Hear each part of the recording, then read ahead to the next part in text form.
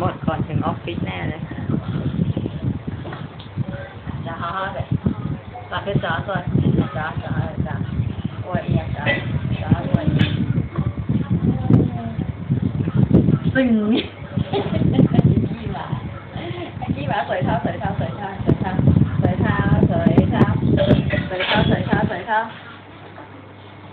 จะฮ่าฮ่าเสร็จจะฮ่าไอ้อู้สวยเท้า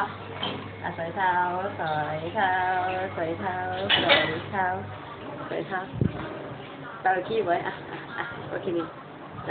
ะฮ่าฮ่า